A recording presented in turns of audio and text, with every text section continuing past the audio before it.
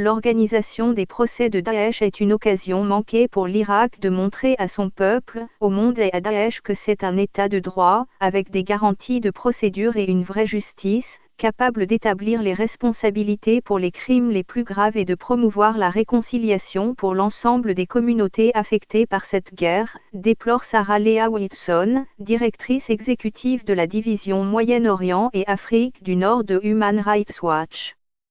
Pour la justice irakienne, un médecin ayant sauvé des vies sous Daesh est aussi coupable qu'un responsable de crimes contre l'humanité.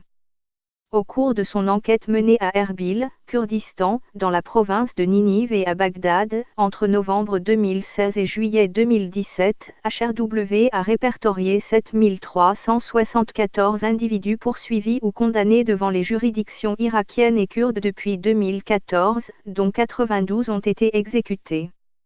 Cela ne représente, selon l'organisation, qu'une fraction du nombre total d'individus détenus pour leur allégeance présumée à l'EI.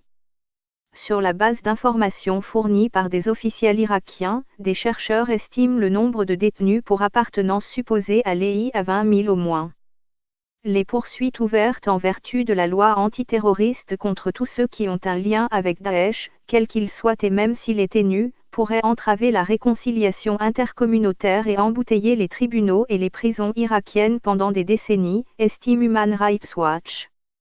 L'organisation pointe de graves lacunes juridiques à tous les stades de la procédure. Selon HRW, les procédures d'identification des membres présumés de l'EI manquent d'équité et les modalités de vérification des listes de suspects préparées par les forces de sécurité locales sont soumises à caution. Les individus identifiés à tort comme suspects peuvent passer plusieurs mois en détention arbitraire, dans des conditions de surpopulation parfois inhumaines, où les enfants sont détenus avec les adultes. Selon la loi irakienne, les détenus doivent être présentés à un juge 24 heures au plus tard après leur arrestation, ont droit à la présence d'un avocat pendant les interrogatoires, et ont le droit de communiquer avec leurs familles, lesquelles doivent être averties de leur détention. Ces droits de la défense sont ignorés, déplore HRW. Des détenus ont également affirmé avoir été torturés pour avouer leur appartenance à l'EI.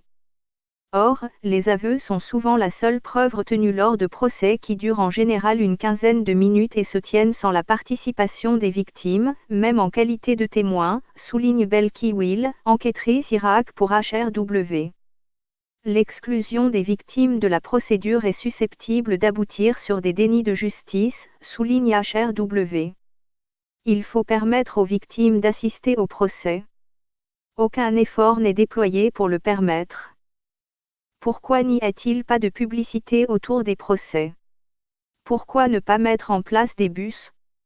Il est aussi choquant qu'un prévenu ait admis commettre un viol mais qu'aucune accusation spécifique ne soit portée par le juge en la matière, expose Belki Will.